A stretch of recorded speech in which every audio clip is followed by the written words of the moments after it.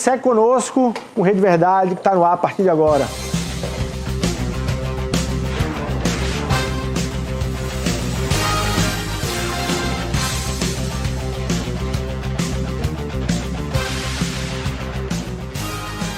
Olá, minha Paraíba, quarta-feira, dia 26 de maio de 2021 e a gente ao vivo em mais uma edição do seu Rede Verdade, dentro da programação da sua TV Arapuã. Você que escolheu a TV Arapuã com a sua TV do dia a dia, trazendo aí conteúdo de informação.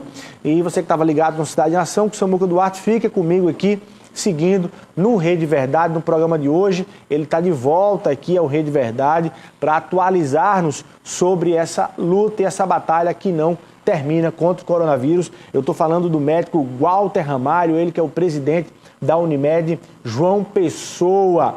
E aqui é um cumprimento nesse início de programa. Naturalmente, presidente, muito boa tarde. Seja muito bem-vindo novamente aqui ao Rede Verdade. Sempre uma alegria, né?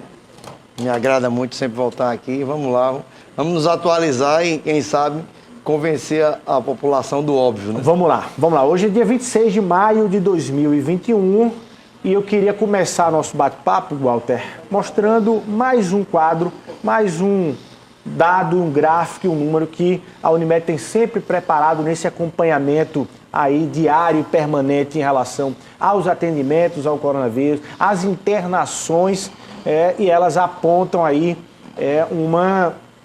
um sinal muito assustador. Eu queria que a produção pudesse colocar no ar aí para que o telespectador pudesse acompanhar e a gente fosse ali, Walter, você pudesse explicar qual é o gráfico que você quer explicar primeiro. Aquele verdinho ali. Polígono de frequência aí, que é esse gráfico à esquerda, que tem não só uns números em vermelho, como os números também em verde. Em verde são os atendimentos diários de pacientes não Covid, tá? Em vermelho são os atendimentos diários em paciente suspeito de Covid, com quadro gripal. Então a gente vinha numa curva clara, uma tendência de queda muito expressiva, se consolidando. E nos últimos 10 dias, 15 dias, ela começou a crescer e hoje a gente tem um volume expressivo já de aumento de atendimento em porta, tá? Nós chegamos a ter essa semana aí, ontem, 170 atendimentos num dia só, com pacientes com suspeita de Covid, tá? O nosso pico recente de abril foi 230 no atendimento diário.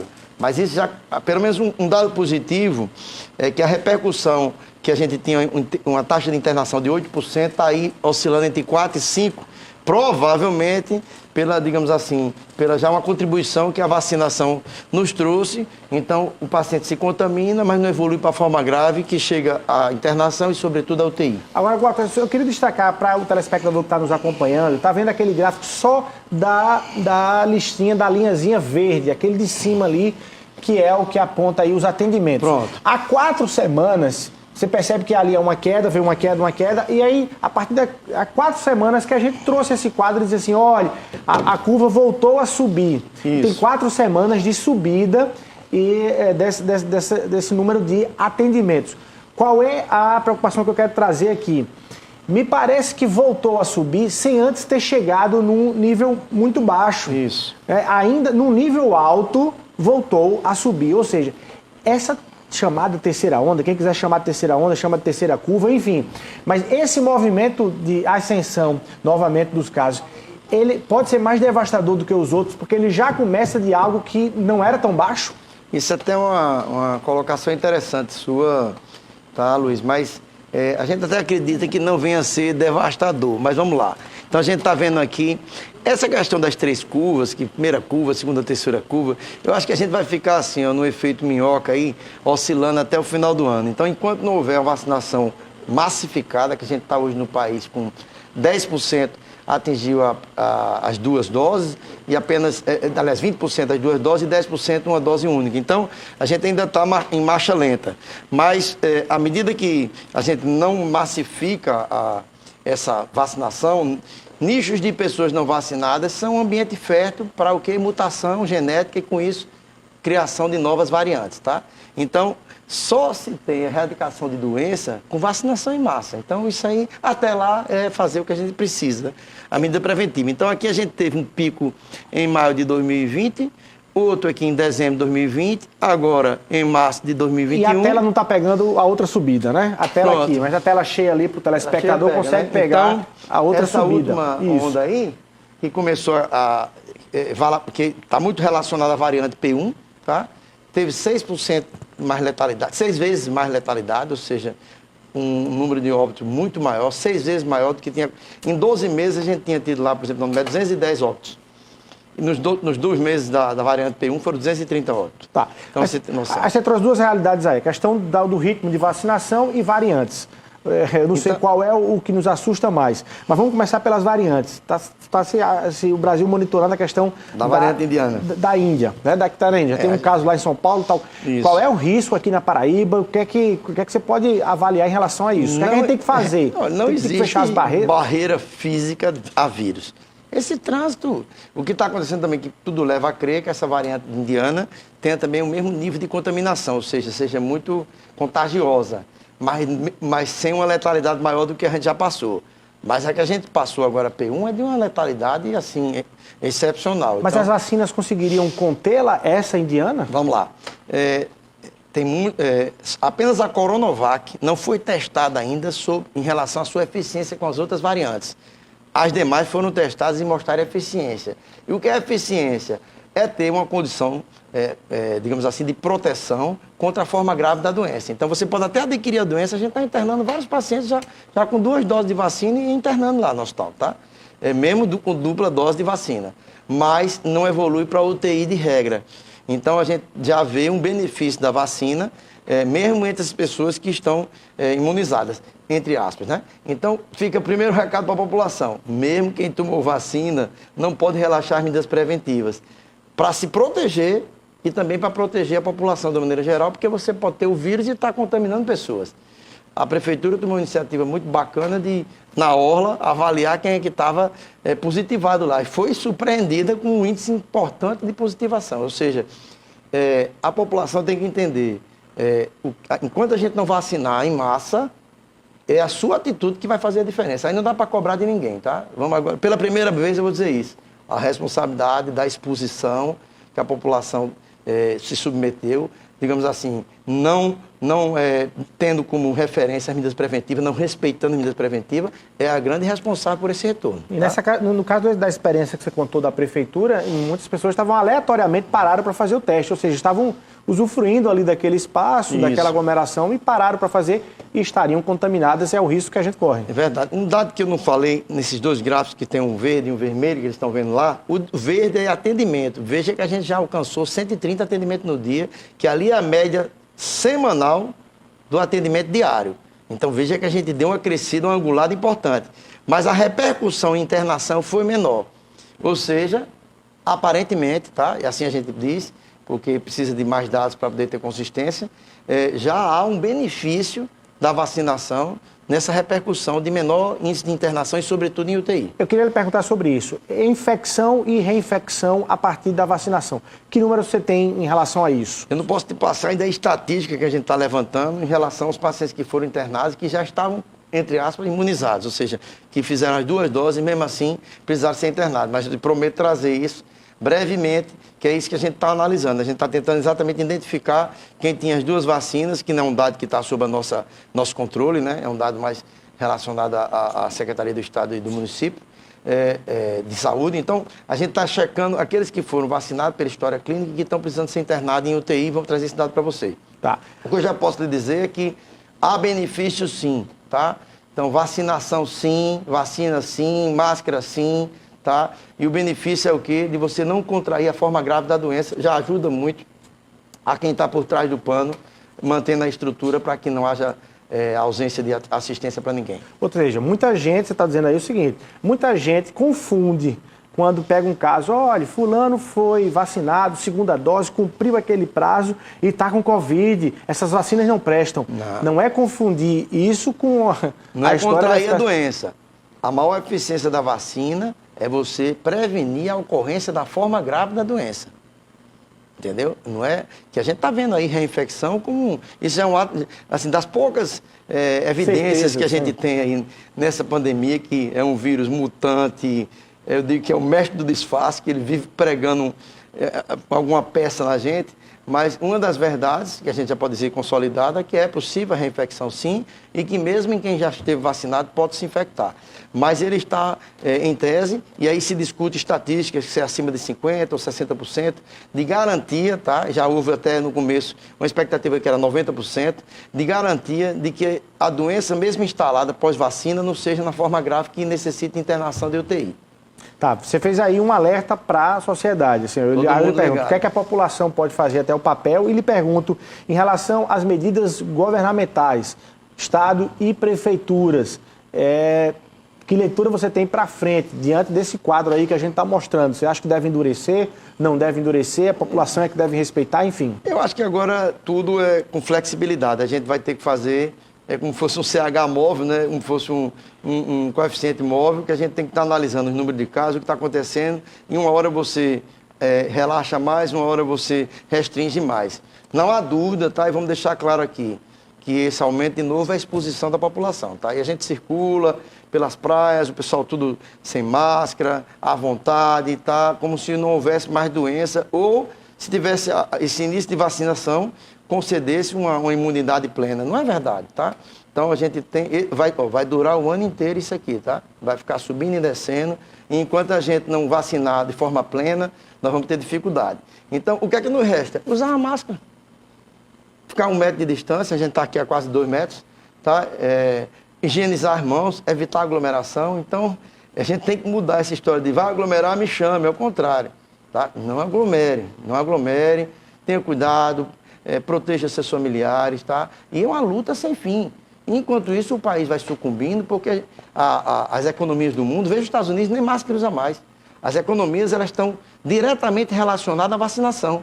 O reaquecimento da economia depende exclusivamente de vacinação. Quer dizer, a vacinação reduz a incidência da doença, as pessoas voltam a circular, inclusive os entretenimentos, tá? E isso movimenta a economia. Então, a gente precisa ter cautela, até para proteger os empregos de tantas pessoas que já ficaram ao longo do tempo aí sofridas com essa onda silenciosa da fome, da dificuldade financeira que a pandemia traz. Então, eu acho que não há dúvida, e todas as vezes que eu conversei em entrevistas anteriores, não há dúvida que a participação da população aqui pode fazer a diferença aqui, tá?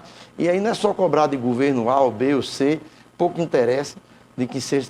É você fazer a sua parte, tá? Aí você faz a sua parte, você com as medidas preventivas, tá? E a gente continua reaquecendo a economia, mantendo rigorosamente os critérios de segurança. Então, eu tenho postado nas redes sociais diariamente esse pedido, esse apelo de manter ativa, né, todo o arsenal, né, de medidas preventivas, mas me parece que boa parte da população ainda não acredita que existe o Covid. Ou se não acredita, adormeceu em alguma perspectiva de zona de conforto, porque começou vacinação, ou porque já teve doença. Ó. Quem teve doença tem imunidade? Tem. E se fala em 4 a 6 meses. Tá? Quem está vacinado também é nessa lógica. Tá? E aí, por isso que todo ano a gente vai vacinar. As vacinas protegem 100%? Não, tá? Mas protege a forma grave. A vacina protege 100% das variantes, nem a Coronavac foi testada ainda, tá? Há uma especulação em relação a isso aqui. Então, pouca evidência e ainda muita tese em cima do que se discute. Então, até lá, pessoal, até que a gente tenha um controle efetivo, o Brasil sempre foi uma referência mundial em vacinação, erradicando doenças como varíola, sarampo e tantas outras. A gente tem uma infraestrutura que realmente não é para estar penando com imunização, tá? Então, a gente sabendo disso e sabendo que a erradicação só existe, o controle da doença com a vacinação em massa, até lá, você tem uma arma simples na mão.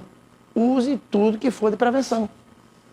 Mota, quando você fala isso, faz essa previsão do vai e vem, vamos viver nesse vai e vem por um bom tempo. Infelizmente. Agora a gente percebe que nesse o vai é sempre quando o decreto tem baixado decretos de restrição. Você enfim, atesta a eficiência das restrições ou não? A gente tem uma avaliação, tá? Que a restrição de regra, apesar de agredir a economia, né? E isso tem angustiado, e também nós temos uma doença mental, uma incidência já mais vista, né, de doenças mentais, por conta de que o latino não está acostumado, o latino se abraça, é festivo, né, o anglo-saxão ele tem outra postura, mas a gente não está acostumado com esse cenário, tá? Então a gente vem sofrendo com isso aí, é muito ruim para todo mundo isso, tá? Mas posso lhe dizer que do ponto de vista estatístico, tá, todas as vezes que você restringe, melhoram as estatísticas de atendimento. Toda vez que você abre demais, agrava. Então, o que a gente tem que fazer? Vamos calibrar, a palavra é essa, vamos calibrar. Agora, sem tirar da população a responsabilidade de se manter dentro das normas de prevenção que são por demais sabidas aí, se tornaram públicas. Eu acho que não tem ninguém que não tenha esse conhecimento claro do que precisa ser feito. Agora, não executa. Bom, para além da escassez de vacina no Brasil, há uma discussão aqui na Paraíba, aqui em João Pessoa, inclusive jurídica, já chegou nas barras da justiça, quem vacina primeiro, se é professor, se vai, se volta, como é que está essa história? Na sua visão hoje, que leitura você daria para o Plano Nacional de Imunização nesse momento, hoje do Brasil? Já vacinou profissionais de saúde, já vacinou comorbidades, abriria para idades no geral, enfim, decrescente, como o governador está defendendo, o prefeito de São Lucena, qual era mais eficiente para adotar na escala de vacina agora? Eficiente só tem uma forma, é vacinar todo mundo. As outras são arranjos por indisponibilidade de vacina. Então, a gente ficar aqui discutindo que o método A ou B é mais eficiente, não vai chegar a um ponto de convergência, tá? Porque se você deixar um nicho de jovens saudáveis, que não vão evoluir com a doença, mas servem de ambiente para mutação genética, para criar variantes, e reentrância e reinfecção, então não está adiantando. Então, vacinação eficiente é a plena, a maciça, e no Brasil essa responsabilidade tem que ser compartilhada com todos. Não pode se cobrar só de A, de B e C. Todo mundo tem que dar exemplo, tá? Do Gari ao presidente. Isso aí não se discute. Mas é uma responsabilidade compartilhada por todos. Então, o que eu realmente tenho visto nacionalmente, tá? Um desempenho muito eficiente, né? Pelo menos ativo e muito bem articulado de nosso paraibano Marcelo Queiroga. Eu acho que a gente tem que reconhecer aqui, a prata da casa está fazendo sucesso, tá? Eu tenho uma impressão, a leitura pessoal, que a movimentação de vacina, pelo menos que eu vejo em João Pessoa, está muito ativa, tá? Lá com Rossana Fábio, no governo de Cícero, eu estou sentindo que há uma movimentação ativa e há um crescente, é tanto que a gente andou frequentando aí os 5 mais no Brasil de vacinação. Então, não há outro caminho, pessoal, é a forma mais barata, é a forma mais eficiente. Mas eu pergunto, por que o Brasil até agora não liberou para as empresas privadas adquirirem vacina? Porque tem uns 10 meses que a gente tenta entrar na fila aí, tá, para adquirir vacina e contribuir. O sistema Unimed tem 18 milhões de usuários no Brasil. Se ela se desafogasse 18 milhões e ainda assumisse o compromisso de vacinar mais 18, 40 milhões praticamente de pessoas, já ajudaria muito, que era 20% da população, que é o que a gente chegou hoje na primeira dose. Então, eu acho que há uma desincronia, certo? Entre poderes e setores, e esses poderes e setores precisam se alinhar para a gente sair disso aí, porque não, é uma tormenta isso, é um tornado sem fim. Walter, eu quero lhe fazer uma pergunta do ponto de vista científico, para depois perguntar do ponto de vista técnico, inclusive. Qual é o prazo? As pessoas perguntam muito. Depois que eu tomei a segunda dose, eu fico protegido contra a doença por quanto tempo para frente? O que é que a ciência aponta em relação a isso? 6 meses, 1 ano? Tudo tese, né? Tudo tese. Mas a expectativa é de uma proteção em torno de 6 meses, tá? Somente 6 meses? A mesma que você tem quando se expõe à doença, que é a imunização ativa. E se diz de 4 a 6 meses. Agora, hoje já se discute o segundo reforço da Coronavac. Tá? Então, nós estamos diante também de vacinas como a da Pfizer, a da AstraZeneca, a Moderna e também da Johnson, que são vacinas diferentes, sintéticas, que usaram modelos diferentes do modelo mais consagrado, que é o modelo da Coronavac e da Sputnik russa. Essas usam o coronavírus, certo? Com um antígeno que vai provocar, é um vírus atenuado ou incapacitado, né, desativado, que vai gerar uma resposta imunológica e não tem tanta repercussão de efeitos adversos. As outras utilizam geralmente como vetor um adenovírus e inoculam um RNA mensageiro dentro. Então, é uma vacina que até se coloca aparentemente mais eficiente, tá? Que tem mais efeitos adversos, mas que ainda a gente vai ter que ter muita resposta para saber essa eficiência mais adiante. Já a Moderna já usa a proteína spike, que é quem faz o vírus entrar na célula. Então, a gente tem modelos diferentes de vacina no mercado. E a gente está testando, tá? Mas todos eles são úteis, são importantes e devem ser usados. Agora, esse prazo é pequeno, né? Porque 6 meses, eu quero crer que um profissional de saúde que se vacinou na segunda dose já no início do ano, em novembro e dezembro, ele já está precisando de uma nova vacina. Existem teses, tá? De uma imunidade que acredito que é a que eu tenha, que é a imunidade relacionada à exposição contínua, né? Como a gente frequenta muito a UTI Covid, então você faz uma imunidade celular, que não é medida por soro, tá? Não é imunidade que está, não é antígeno que está circulando no soro. É baseado em CD4, em elementos que ficam dentro da célula, tá? Então, essa imunidade celular, por exposição à carga viral contínua, é uma hipótese que se tem de prorrogação de efeito de imunidade de uma forma mais duradoura, tá? A exposição à doença também se diz como tese, que em tese, quem teve uma forma mais agressiva, mais expressiva de doença, tem uma imunidade mais prolongada. Quem teve uma forma frustra, uma doençazinha, que aí chama de gripezinha, né? Uma doençazinha mais leve, oligossintomática, ou com poucos sintomas, aí teria uma imunidade menor, tá? Então, vamos fazer exame para testar. Isso é uma balela, não tem exame nenhum que dá garantia de nada. Tá? Então, esse exame que estão se falando aí dos anticorpos, né? Vamos ver a proteção, vamos conferir como é que está a sua proteção. Isso é uma balela, isso não tem evidência, tá? Tem garantia nenhuma. Agora, a gente vai entrar para um novo cenário, quando houver realmente uma imunização maciça, então o vírus não vai estar circulando com essa voracidade como hoje, essa facilidade. Então ele vai entrar para a sazonalidade. A gente não passou por uma situação dessa no H1N1, tá? Do mesmo jeito que a influenza, todo ano vai se vacinar. Não tem a vacina pentavalente? Então seria pelo menos anual. Não, anualmente a gente vai vacinar. E aí eu lhe pergunto, inclusive... É uma cultura, tá? A ser incorporada. Vacinar todo ano para influenza, para H1N1 e Covid. Isso é uma cultura incorporada. Aí você acha, trabalha, prevê que os planos de saúde poderão, a partir, não agora, porque há uma escassez e uma demanda muito grande, mas para frente, o ideal era que os planos de saúde pudessem, para frente, garantir isso. A discussão dessa no Congresso Nacional, o projeto de lei definido. Eu vou te dar um número, tá? Nós fizemos uma tentativa de adquirir, nós tínhamos 200 mil usuários sob nosso guarda-chuva, tá? E a gente pensou em adquirir 400 mil doses e, naturalmente, que nós ligamos para o Butantan e deixamos claro, não queremos contribuir para deslize ético. Então, não pode vacinar quem tem dinheiro e quem não tem dinheiro não vacina. Então, isso não pode. A gente pode contribuir sob a regulação central do governo, tá? Para adquirir vacinas e parte delas a gente utilizar em usuários e parte delas a gente doar para contribuir para a população, tá? O recurso que a Unimed poderia, por exemplo, de uma pessoa empreender nessa iniciativa, na época calculada em 6 milhões e meio, eu gastei esse mês passado só com UTI 9 milhões. Só com UTI 9 milhões. Então, o custo do hospital hoje está em 22 milhões, mês. É maior do que se fosse para comprar vacina. A gente tem que entender que promoção à saúde e prevenção é o caminho para reduzir o custo operacional. E é o ganha-ganha. O paciente não tem doença, fica satisfeito, é estimulado a fazer saúde. Nós estamos inaugurando, já convido você, agora no mês de junho, Espaço Vida aqui na Epitácio Pessoa, que são 7 mil metros quadrados, focado em promoção à saúde, já inclusive nos aspectos mentais. Isso é já uma iniciativa imaginando o período pós-Covid. E isso é que a gente tem que fazer. Se você promove a saúde, você previne doença, a saúde está na sua casa e a doença já está instalada no hospital. Então, quando você chega no hospital, já foi-se embora a sua saúde. Então, é importante que a gente trabalhe em casa as medidas de busca de saúde, exercício, alimentação regrada, de um bom sono, entre outros, e com isso você reduz o custo operacional e fica o sistema equilibrado. Então, eu pergunto sempre, faço essa comparação. Você não faz seguro no seu carro para depois sair e dar uma batida na primeira sinal. Não faz. No plano de saúde, tem a mesma lógica, porque tem um princípio de mutualidade. Se todo mundo usar ao mesmo tempo, ele quebra. Se houver um grupo usando e outro não usando, a gente vai equilibrando e vai assim fazendo essa variável. Mas se eu pegar um carro e meter uma pancada na primeira esquina... Só porque eu tenho seguro. É porque eu tenho seguro. Na outra esquina bate de novo, no outro mês faço 2, 3 vezes, não tem quem sustente. Então, você não faz seguro para bater, você faz seguro para se proteger.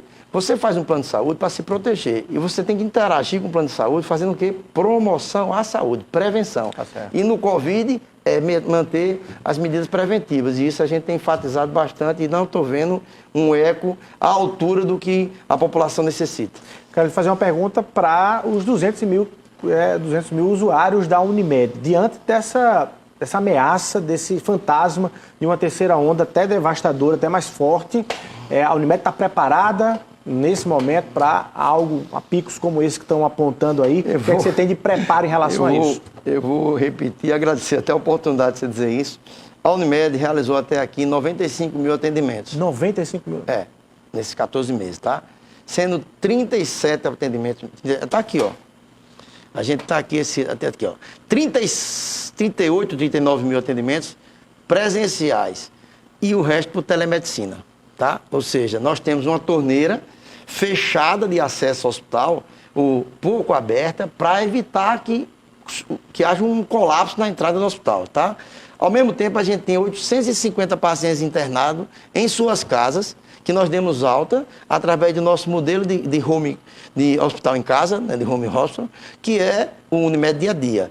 E dentro do hospital, aí é onde vem. Quando a gente divulga números, às vezes o pessoal fica sem entender. A gente tem uma capacidade de expansão interna, porque a gente optou, ao invés de fazer um hospital de campanha no meio da rua, que inunda, que tem curto-circuito, é muito mais precário, a gente colocou mais camas dentro do hospital, para quando precisar você transformar apartamento em enfermaria, do mesmo jeito transformar apartamento em UTI. Só no 6º andar, nós temos lá instalados, com todo equipamento e estrutura montada, 70 leitos, tá? E nós chegamos a estruturar 156 leitos. E usamos 103 leitos no pico. Então, quando a gente diz assim, hoje, né, que eu estava até aqui, levantando aqui, nós estamos nesse momento agora, na Unimed, tá? Nós estamos com 36 pacientes internados em UTI, Covid, tá? E 31 internados em UTI não Covid. Então, só aqui nós já temos 67 pacientes internados em UTI. E nós estávamos aqui, há uns 15 dias atrás, com 19. Então, a gente tem que estar... só de Covid dobrou. Então, a gente tem que estar... E assim, vamos lá. Nós estamos recebendo pedidos, inúmeros pedidos de pacientes do interior, inclusive sem Unimed, tá? E nossa lógica é salvar o maior número possível de pessoas. Agora, a gente tem que estar sempre analisando, porque eu tenho uma obrigação primária de atender o usuário. Mas quem eu puder atender, a gente vai atender, porque a gente precisa ter uma, digamos assim, uma resposta social que o Estado precisa, tá? E a gente vai estar junto nisso aí. Só que a gente tem que estar sempre balanceando em número de indicadores. O indicador mais preciso, tá? Eu acho de que está aumentando é esse telefone, que não para. Então, quando o telefone começa aqui, ó, fake news uma atrás da outra, está faltando leite, está faltando isso. Então... A gente tem acompanhado você, e aí eu faço um registro pessoal, tem acompanhado você recebendo comendas, medalhas, na verdade, agradecimentos e gratidões de várias entidades, segmentos, da Polícia Militar, do Ministério Público, enfim, também de da Assembleia Legislativa, da deputado Ricardo Barbosa. Em função da luta, né, e da sua condução, da sua liderança nesse momento agora. O fato de você ter assumido a presidência da Unimed nesse momento, você se arrepende ou você acha que está no lugar certo, na hora certa, que Deus lhe colocou no lugar certo para combater esse momento agora da pandemia do coronavírus? Vou usar uma frase de Adib Jatene para responder e uma outra no provérbio chinês. Adib Jatene dizia que o oposto do medo não é a coragem, o oposto do medo é a fé. Então quem me trouxe aqui é quem manda em tudo, tá? Então quando ele determinou assumir a missão, vou até o fim dessa missão. Uma outra frase interessante, que é um provérbio chinês, que diz assim: tempos difíceis atraem homens fortes. Homens fortes tornam os tempos fáceis. E tempos fáceis ressuscitam homens fracos. Então, eu acho que tempo difícil é para... Uma vez um amigo meu disse, Walter, sabe o que a pandemia fez? Separou o homem do menino. É verdade, porque a empresa que não tiver estruturada, tá? E não é só saúde, com a pandemia ela sucumbiu, tá? Então, a gente tem que realmente ter um trabalho de time, tá? E eu digo sempre assim, time... primeiro, planejamento. Segundo, time, tá? Segundo, propósito, sinergia e unção do Espírito. Acho que é isso aí que fez da resposta. A Unimed está preparada? Está preparada como sempre esteve. Mas a gente não pode analisar o amanhã, tá? Então, isso não dá direito à população a negligenciar. Que a gente pode ter um limite. E, de repente, passa desse limite, como é que fica? Até aqui, nunca internamos ninguém em serviço público, nunca solicitamos leito público a ninguém, e não faltou leito para ninguém, ventilador para ninguém, estrutura de assistência de excelência para ninguém. E os dados que você apresentou aqui, nós vínhamos em média aí, com a letalidade no hospital de 28%, nessa segunda variante foi a 33%, tá? Mas o Brasil, os trabalhos no mundo mostram uma média de 45%. E aqui nos grandes hospitais do Brasil, no centro de São Paulo, 42 e 45. Então, a gente tem número aqui para realmente ser digno de respeito, e por isso que a Unimed se tornou referência não só local nem regional, mas um respeito que há no Brasil hoje sobre o trabalho que foi feito aqui. Agora nós tivemos, essa semana, atualizamos, né? Uma dos nossos acreditações, que é a Kementro, que é uma acreditação internacional canadense. E eles nos pediram para descrever o que a gente fez aqui como um case de sucesso da Kementro. Então, veja só, uma instituição canadense, a mais respeitada do mundo em acreditação, utilizar os dados da Unimed para usar como referência. E do próprio Canadá, a Universidade de Toronto nos convidou e nós somos signatários de um estudo multicêntrico, tá? Para analisar o uso de plasma convalescente, que ainda é experimental, qual é a repercussão realmente que a gente vai poder dizer daqui a um tempo. O estudo multicêntrico tentando fazer esse trabalho, essa meta-análise, que é uma revisão sistemática. E você volta aqui. Walter Ramalho, presidente da Unimed João Pessoa, obrigado mais uma vez pela sua presença aqui no Rede Verdade. Parabéns aí pelo trabalho. As últimas palavras, faço um apelo. Mantenham ativas todas as medidas preventivas. Usem máscaras, mantenham o distanciamento de 1 metro, não aglomerem e higienizem suas mãos. Façam isso, é simples, acessível e eficiente. E até que a vacinação seja plena, não nos resta outra alternativa. E do lado de cá, a gente precisa do apoio de vocês, porque ninguém suporta mais essa pancada, já com 14 meses, a gente imaginar mais 8, 10 meses para frente nessa balada. É insustentável. Assina embaixo. A você o nosso abraço, muito obrigado pelo carinho da sua audiência e até amanhã, se Deus quiser.